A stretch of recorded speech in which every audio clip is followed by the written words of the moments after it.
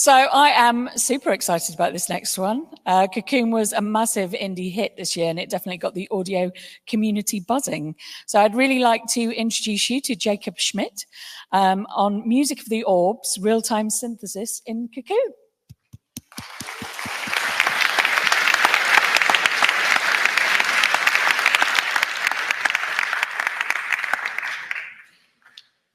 Thank you. I was enjoying the DICE presentation, and I was noticing that they have AAA slides. I have indie slides. They are like PDF. It's pretty grungy, but I hope you can bear with me. I am very happy to be here, and another reference to DICE is they said like no synthesized sounds. This is the opposite. The all synthesized sounds. So why should you listen to me? I'm not sure, but I am a computer scientist from Denmark. I worked in games for 16 years somehow. I was the audio programmer on Inside with Martin, who's here. And then I decided to start a new company with Jeppe Carlsen, who also worked at Playdead, and we made COCOON. That's our first game. We're around 10-person Copenhagen studio, and I've been an electronic music geek since forever, and started with Soundtracker on the Amiga, and I've been doing all sorts of different things since then. COCOON is a puzzle adventure game by us. Jeppe Carlsen is the director. He had an idea about a game with worlds within worlds, and that's what we made, and it was a very interesting experience. It's part of the reason why we started new studios. We thought we would try to make games a little bit faster, maybe like we iterate more quickly and stuff, and ended up taking just as long as the Playdead games, at least the previous ones, so we didn't succeed in that. But we made a game that is kind of exactly the way we wanted, and it's a 5-hour little experience, so it's very doable if you want to play it. The game looks amazing, and that's due to our art director, Erwin Koh, created these beautiful worlds for the game. We didn't win any awards yesterday, but we have won some other ones, and we're very proud of that. It's like Eurogamer's Game of 2023. It's like, I don't know where that came from. That was weird. But we're very, very happy, very honored. This is the audio team. For a very small team, you can see the audio team is very large. It's because I'm a co-founder, and I get more than I should, maybe. So we had me trying to be an audio director for the first time in my life, which was difficult but interesting. And we have our 2 amazing sound designers, and all the sound effects you hear in the game is theirs. I made some prototypes in the beginning, and they just took over and did a way better job than I could ever have done. So props to them. So this is what I'm going to talk about today. We have something about the concepts for the game. I'll try to think about why we did what we did. We approached the sound in a slightly different way, and try to explain to you what went through my head when I made the decisions. Part of that was that I wrote some software synthesizers that is actually playing the music in the game, and I will show you what the synthesizers are, how they work. I will try to talk a little bit about composing with plugins, which is like completely different experience to using more like stems and stuff. So I tried to explain some of the things I got out of that process. And I have some stuff about plugin implementation. I hope I can get through some of it at least. But it gets pretty technical, but you can just close your ears if you're not interested. And a few closing thoughts at the end. So I made up a concept for the music, which influenced a concept for the sound design, And I ended up having this kind of set of rules. We call them dogmer in Denmark, is inspired by Lars von Trier and these directors who did these kind of rules-based visual arts. And I've always had that thought in the back of my mind that is an interesting way of working. So I looked that up, and people seem to call it an artistic framework. So that's what I'm going with. And then I will talk about how real-time synthesis fits into that. So this was the concept for the music. It was pretty much there from the beginning. In the beginning, it was more of a dream than a real thing, but this is what I wanted to do. So I wanted to have these pre-composed vignettes for when something big happens. They're always the same. They are reliable. They are produced the way I want them, and it works well. Very standard. And then for the puzzle gameplay, where you're just wandering around, maybe confused about a puzzle, we have this real-time synthesized music for that. From that came the sound design concept. Sometimes I thought about it the opposite way, but I'm pretty sure this is what happened in my mind. I had this idea that I wanted a synthesized music world, and then I thought, what if the sound design is also synthetic? So my rule was no recorded sound at all. I thought it fit the kind of the ambient music I was working towards. It fitted pretty well. The art style, I think, also had some similarities. It has an artificiality to it, and but it's still like kind of living and full of details and very well thought out. So I thought there was a coherence there. Also, we made a game called 140. I'm wearing the t-shirt. It was a music platforming game where I did all the sound and music, and there was very little sound effects, but what was there was basically part of the music. Like the jump sound is tuned to C minor and this kind of things. So I thought, like, I know how to do this. We can probably do something similar to that. That was a big decision I made there. I was also watching the original Dragon Ball at the time, and I was noticing that a lot of the sound effects are just synthesizers with one effect on it. It was like very simple, but very effective. And like, if they can do that, it works pretty well. Maybe I can do it. Yeah. I just quickly want to introduce some of the tools I use, because I'm going to talk about them from now on. So I've always used Ableton Live since it came out, and I think it's great for designing sounds.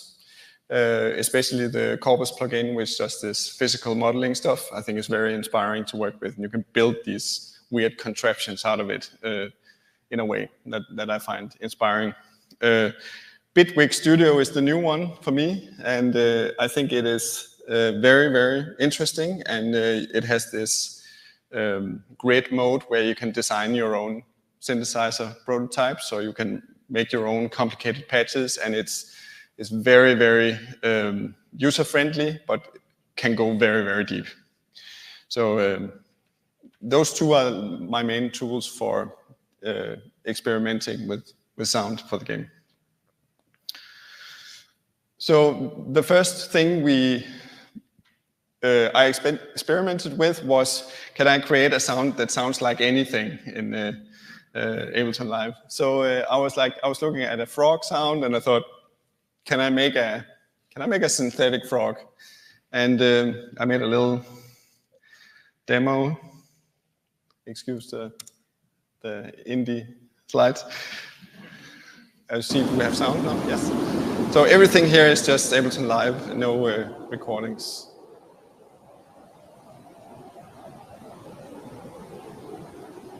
So we have some cicadas soon. Crickets.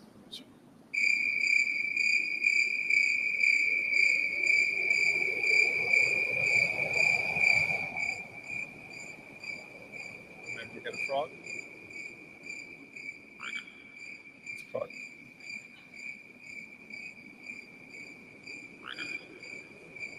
So, if you want to know the MIDI notes for a frog, now you have it. So at this point, I felt like apparently I can make anything in Ableton Live. So it's like, it's gonna be easy. Big mistake. It was, I got a little hubris there, but I thought like, this is cool. Let's go with this route. Now I had an artistic framework, so it was the real-time synthesized ambient music. I will come back to why I went there, but for the puzzle gameplay, we had that. We had the vignettes that are pre-composed for the big moments, and then we have this synthetic sound design. It's not real-time. It's also not real-time in the final game. It's just generated using synthesizers. Yeah, so this was the rules. And I will show you a clip from the final game where you can hear all these decisions come to life. This is the beginning of the game.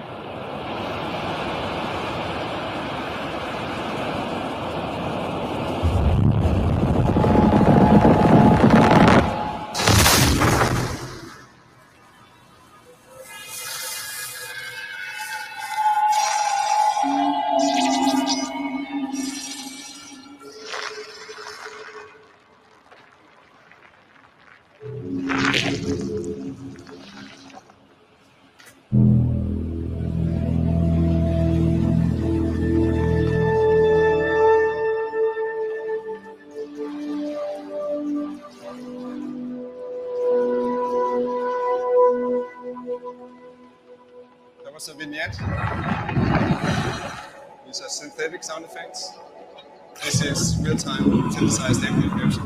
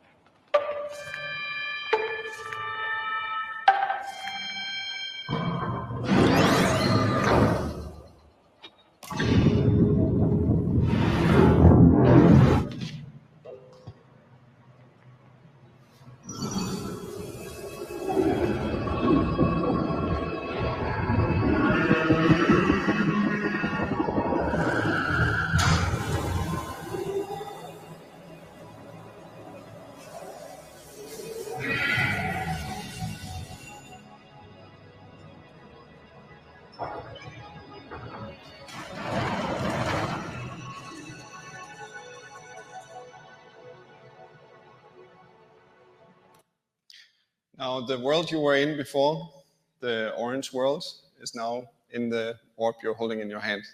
It's like the magical trick we do. And then you can move it around and you can use it to solve puzzles and stuff. And you can go back inside, and go back outside, all of this. Okay, so why have an artistic framework with these like rules? I think there's a lot of benefits for me, the way I think about music and sound especially. It's like I can get paralyzed if I have too many options. So I need boundaries. So that's what it gives. It helps you focus in the beginning when you are like, you might know which way you want to go, but it's like there are so many ways to get there. So I think that can help you as well. I think the final product will be more coherent if you have some structure like that. I think COCOON has some sound coherence because of those choices. And it also helps you find references. So for music, it was like, okay, this is synthesized music. There is no sequencer because I didn't make one. So what kind of music can you make with that? Well, it's like New Age music from the 70s. They also didn't have had sequencers. So like Tangerine Dream, Vangelis, Jean-Michel Jarre, these people. So they were my references, and that's how I started working. Okay, so why this focus on real-time synthesis? It has a lot of benefits for a game like COCOON. It is loop-free, so when you're standing around thinking for a long time, you're never going to hear the same little sequences of notes or anything. And then you have to stand there for a long time. Something that's fun for me, but not so interesting for the player, is that every player has a slightly different soundtrack. And of course, you can always say that, But in this case, it's like, oh, there's sequences of notes that only this player will hear. And sometimes we see a YouTube video of someone playing, and it's like, oh, there's a little melody there, and that's a melody for that player only, and maybe 2 more if you take all of the players. But I think that's pretty fascinating. Of course, it can be reactive. That's like the most obvious thing in the world, right? It can be reactive in ways that stems maybe can't be reactive. So it's like the choice of notes and effects and filters and everything is like you can control all of that directly. And then the fun thing is like not really something we needed, but it is we end up having a 5 megabyte set of plugins that generate all of the ambient music in the game. The pre-composed vignettes take up the space that they take up. They're just stereo, but most of the music is just generated by these. But the real reason I did it is because I wanted to, and no one stopped me. So I love making music systems. It's like my favorite thing to do, and I just started doing it, and Jeppe was busy with other stuff in the beginning, and I just kept doing it, and then it ended up working out. So just like I have some few things I did in the past. I did a mixing system that takes stems and combines them based on their frequency range for a strategy game that no one played called Lost Empire Immortals. It's not a very good game, you shouldn't play it, but I think the music is pretty cool. I did a graph-based audio middleware together with a small team in 2010. It was never released because it turns out we had an idea and we had a design and we could program it and everything, but we didn't know how to sell it to people, so it kind of just stopped existing at a certain point. But it was pretty cool, I think. I did some music systems for Jeppe's platformer 140, also together with him. And I did for Rytmos, which is a game made by one of our neighbors in Copenhagen, a wonderful little music puzzle game. I did some plugins for them as well. And hobby projects, I'm not going to go into it, but I did a lot of weird retro stuff as well in my time. And one of the craziest things was that I wrote an emulator that can replicate the Defender arcade machine's soundboard. So and display all of the memory, which is 2 kilobytes, by the way, on the screen while it's running. Very proud of that. I'm not sure what it can be used for. One day I'll figure it out. So for COCOON, I made 4 instruments. I also made a few more than that, but they didn't really pan out, so they ended up, maybe later I will put them into a game. But I will try to go through how they work, what kind of thing they are, and then you can get an idea of how to make music with them. Here they are. They exist as FMOD Studio plugins. They have a lot of knobs, which I'm sure looks appealing. It was to me, at least. Yeah, I'll try go through them one by one. So this is the first one. This is Bob. That was the first one I made. It is a old school subtractive synthesizer, so it has nice resonant low-pass filter, and it has some waveforms that you can mix together, and you can also tune them independently, so you can also kind of use it to make chords if you want to. It has pulse width modulation, because you need that, and envelopes. Pretty simple. The only way it can play anything in COCOON is because there's an arpeggiator in there. And if I have time, I'll try to explain a little bit more how it works. It's not user-friendly at all, but it's very flexible, so it has that going for it. Here's a little demo of what it sounds like.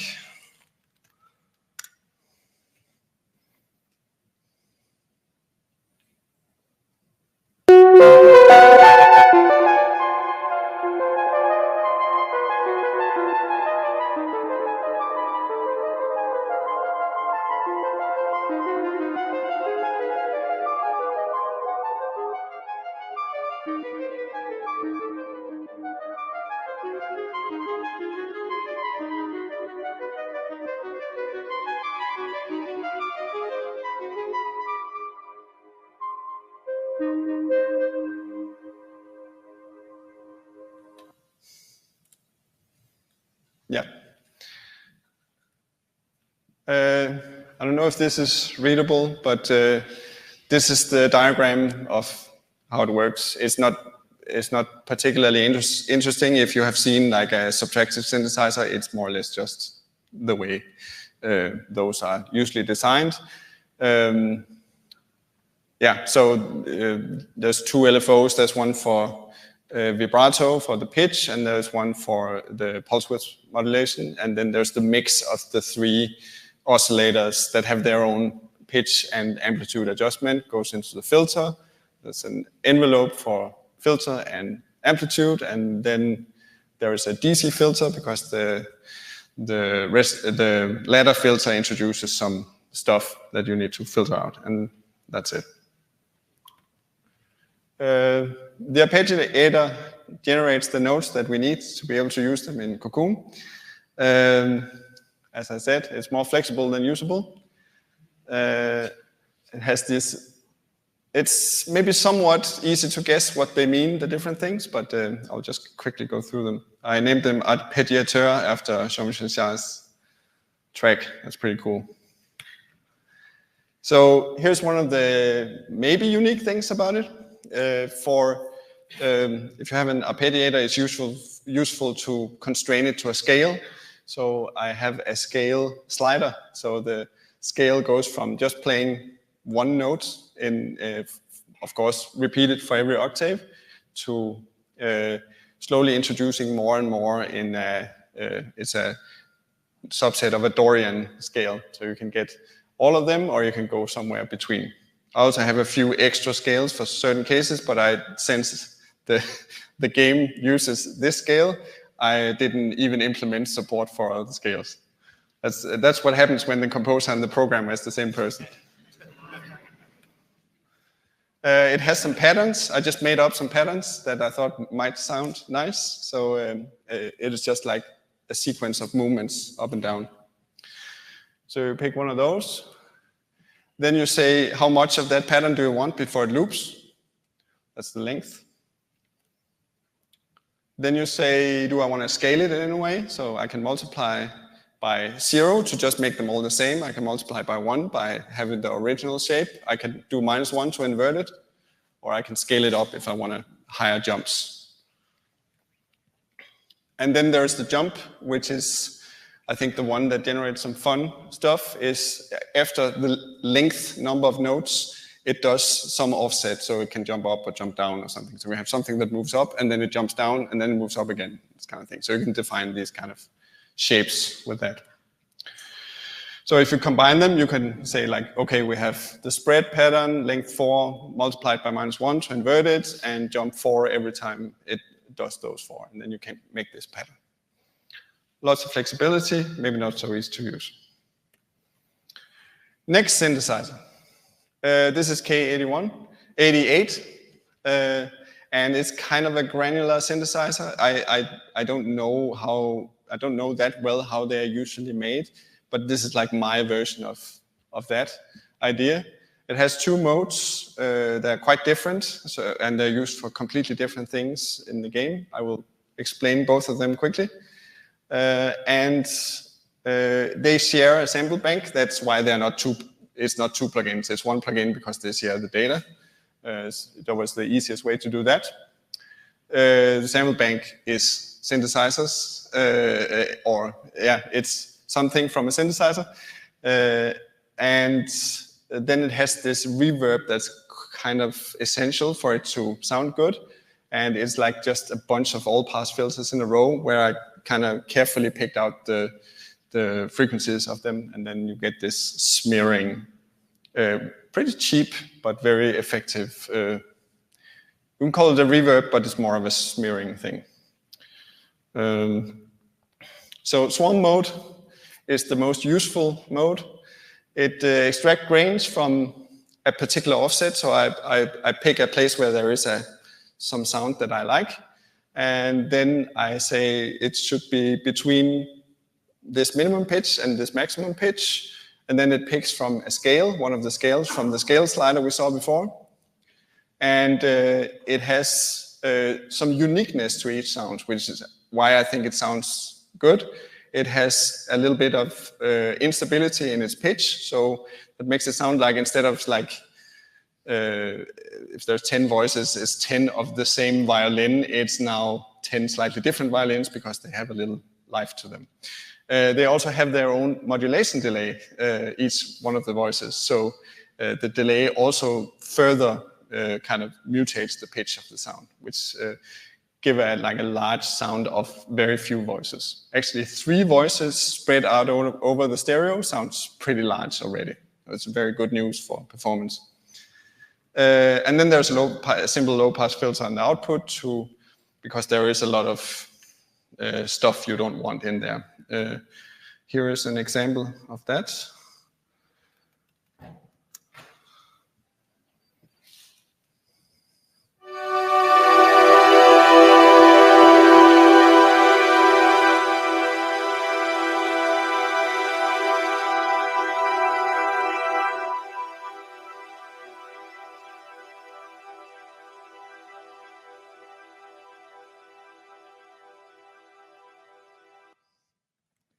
So it's good for creating pads. It was based on a Bitwig grid pad. Now this is the thing, I don't know if you can see very well, but this is the same structure as the plugin you just heard. So this is what that looks like in Bitwig. And the reason why I have this is because that's how I developed it. It's really, really good for developing new synthesizers. So that's the one mode, that's the swarm mode. Then we have the orchestra mode, which is, it slides playheads across a sample bank and extract these grains.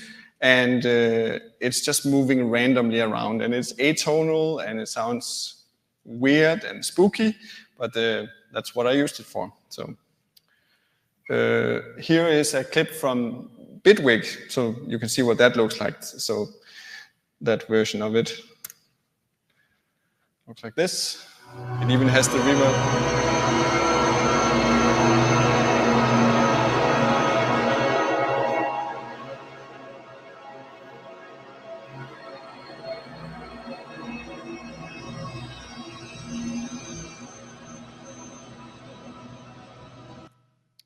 It has this feeling of the band is tuning up before the orchestra starts playing. There's another one called ModNets that I made a long time ago now, and it's kind of a frequency modulation, amplitude modulation synthesizer combination with a lot of operators, and then it can interpolate between configurations, which makes these kind of crazy sounds. You can make like something that sounds like a deep brass. It's interesting. It works by, instead of me setting 16 operators and how they're connected manually, I have these algorithms that I pick, and then it sets it up for me, and it works with different numbers of operators and some patch that says how they're connected. So you can have parameters that choose how intense the frequency modulation is and this kind of stuff. So you define 2 of those for a given sound, and then you have a morph knob that interpolates then. And if you're thinking about it, it's like interpolating between 2 FM patches. It doesn't even necessarily make logical sense.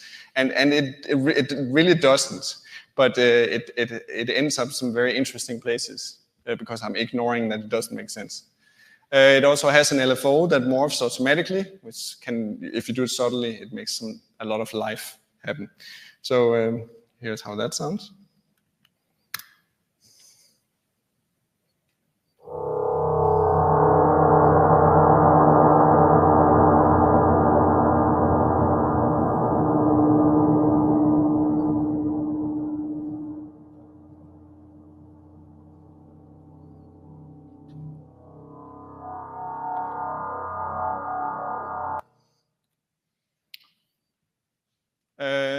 I did this little quick experiment in trying to make something that sounds like wind and rain, like for ambience.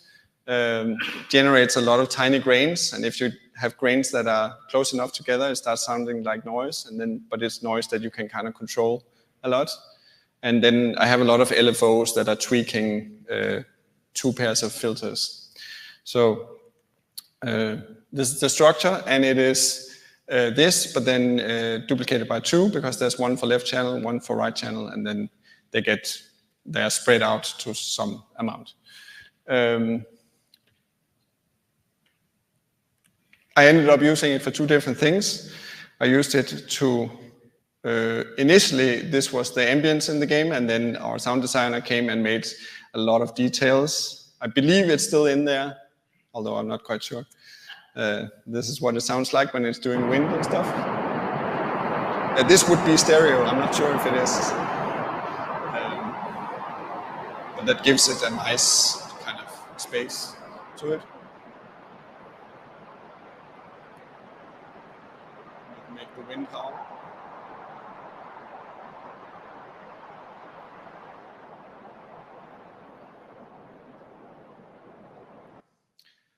What I ended up using it most for was, and it turns out you can use it to make music.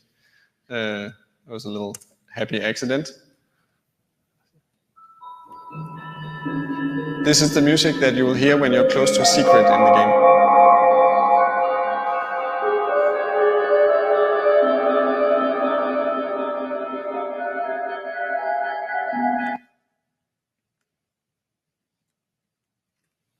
Yes. Okay, so how do you use these? I bet it's a little bit abstract how you even get anything like a soundtrack out of these instruments. So I'm going to talk a little bit about that, and I'm going to bring out a few key things that I thought were some of the best decisions I had made. And then a little thought about how to bring it all together in a form of mastering. So I did a lot of experiments. I just put in 3 tracks in FMOD Studio. I put in some selection of those synthesizers, and then I just started playing around until I had something I liked. And I had very old school. I had a delay effect and a reverb effect, and they were just fixed, and I could just always send to them. Just keep it very 90s. Some of the plugins needed some EQing, especially that deep brass sound was a little intense in the bass area, so we had to filter it a little bit. But FMOD has a nice EQ you can use for that kind of stuff, so it worked out. There was one thing I had trouble with. Sometimes I wanted to hear the reverb of an instrument and not the instrument itself. I wanted like a completely wet signal. It was not, it took me a few patches before I realized how I could do this. And this is how I ended up doing it in FMOD. So I had like this null channel that I reroute all the instrument channels to. And then I make a dry bus that I can send to. So I can decide how much dry I want. Often for the COCOON soundtrack, it was 0. It's like it's all reverbed and all delayed. But now here with this setup, I had full control over how much dry I wanted. One of the particularly good design choices I made, I think, was that I made a note chance knob for 2 of the synthesizers. It does exactly what you think it does. It's between 0 and 100%. Every time the arpeggiator or the swarm thing triggers a new note, it just says no based on a dice roll. This means that you can fade an instrument in on a note basis. So you can say like, you could actually hear it in one of the examples I played that it stopped playing, but it stopped playing not by fading out, but just like, oh, I don't want to play so much anymore. And it's like a very gentle way of fading things. It sounds very musical to me. I could also say something is happening. For instance, there is like this hint that you have solved part of a puzzle that a lot of people love. And when that plays, you can tell the arpeggiator, you should not play anything right now because we're playing this very important thing. So it allows it to, like, it still has its release and everything, but it just doesn't trigger new notes. And it's very easy when you have that on a knob. The incremental scale control that I talked about before, you can use that So if you have a certain situation where you want a little more of the intense notes in the scale, you can turn that thing up, because it is sliding from very few notes per octave to many notes per octave. So that was also an interesting tool to have. Here's a takeaway. It took me a long time to figure out. So the first thing you do in FMOD when you have a synthesizer with a lot of knobs on it is that you start assigning these random LFOs to it, or just sine LFOs. And then it starts to move around, sounds amazing, and it's like, oh, I don't have to do anything anymore. It's playing itself. Turns out sometimes that's actually a bad idea. I'm kind of demonstrating the concept here is that if you have these three and they all have something to do with the intensity of the sound, if you add them up, you will, most of the time you'll be in this area, but then suddenly you'll be in this area and like, oh, this is clipping, or this is too loud, or this sounds wrong. So this is something that's very hard to control, where you just have a lot of modulators going on at the same time. I came up with this idea. So it is I call it a parameter controlled form. That's what I settled on now. So it is a one-dimensional score, but instead of having time as the x-axis, you just have a parameter.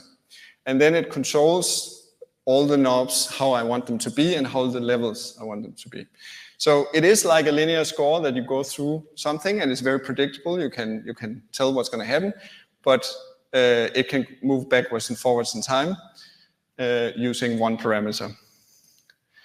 And then I thought, this actually reminds me of that level in Braid where you are scrubbing through the soundtrack. With an FMOD parameter instead of Tim. Yeah, love that level, so inspiring. So here is an example of that in action. So I have here three instruments. It is a K81 at the top, and then there is a mod net in the middle, that's the FM one, and then another K88 in the bottom. So three instruments, that was usually enough. Here we have the parameter sheet, and this is the one parameter that I use to control everything. So right now everything is quiet, and now I start moving it. And now they start playing, because note chants get turned up. So it was kind of playing the whole time, but now it's allowed to trigger notes.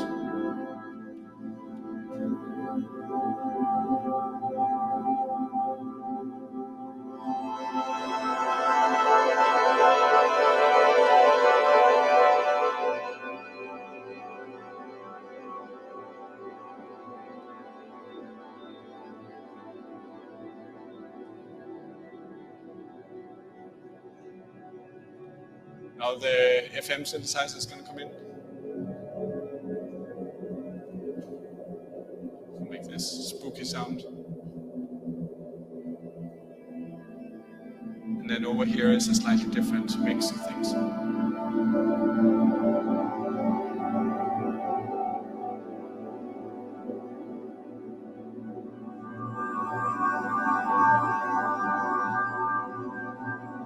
I have another parameter that is controlled by your position on the map. This is a large area in the close to the last part of the game, and it changes key over to this side. So you have a feeling of like, oh, this area is a little different, even though the music keeps playing.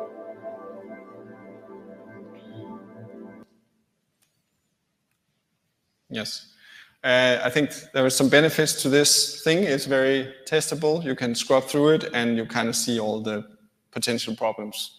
You can control it by a random LFO. That's what I did for this area in the game. And you can automate everything of the parameters. And note chants is especially fun to use. And then a little trick that I had to come up with, because I had a problem with, I had these pre-rendered things that I did, and they sounded good, and they were the way I wanted them, with the EQ and compression and everything. And then I have these kind of out of control music machines that are just going on.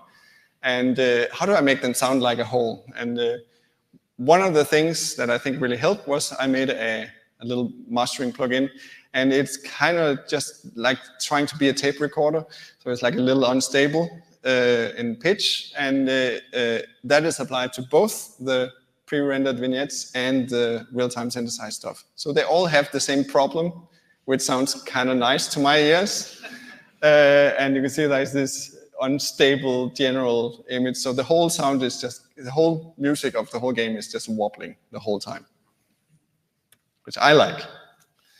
Okay, I see I'm quickly running out of time. But so we also have we have boss fights in the game. So the boss fights, like the puzzle sequences, are also mostly real-time synthesized. So you're hearing mostly synthesizers. Once in a while, there's like a stinger that is not. But here's an example of that. The second boss you will encounter. Also think about that all of this sound is synthesized, including thunder and rain. Our sound designers are amazing.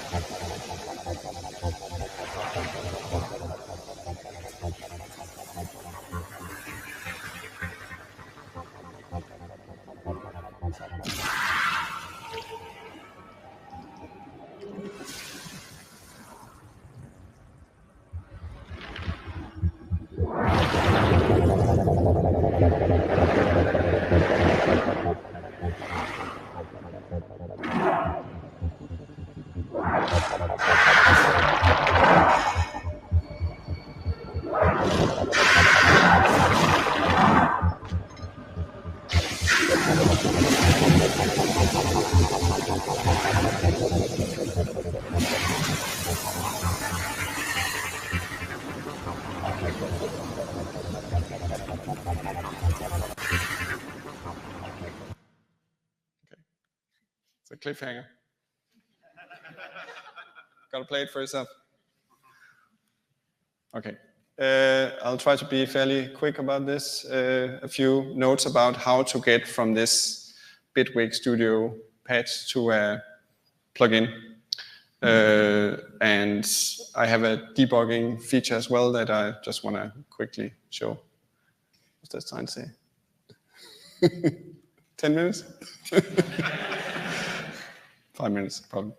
Okay, so this is me. I'm a self-taught DSP programmer. I'm probably saying things wrong, so please don't kill me.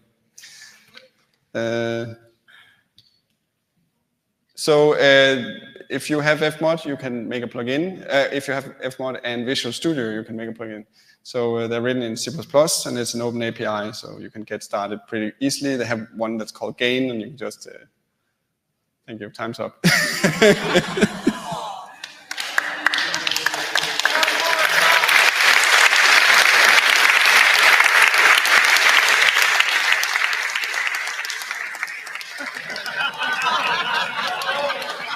So nice stuff.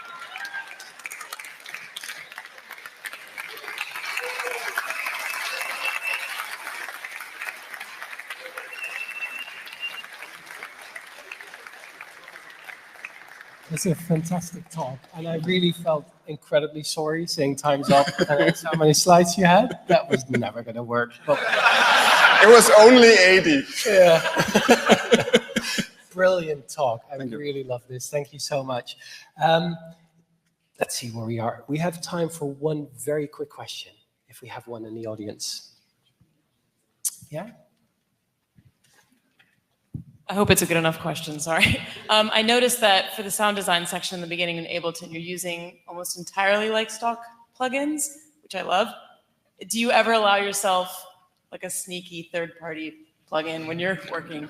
Absolutely. So one we used a lot was the set that we used a lot was the Valhalla reverb plugin. So the vintage verb is like I don't need any others, and we use the Fab Filter Pro Q for everything. But the sound designers, they have like so many, and I don't even want to start talking about them. But they use a lot of non-stock stuff. I'm very I try to get as good as possible using the built-in ones, and then slowly I start taking more into my arsenal. But I'm very conservative when it comes to that. Feel free to write questions to me on my email or anything. I don't get that many questions, but you're very welcome if you want to. Thank you, Ken. Thank you.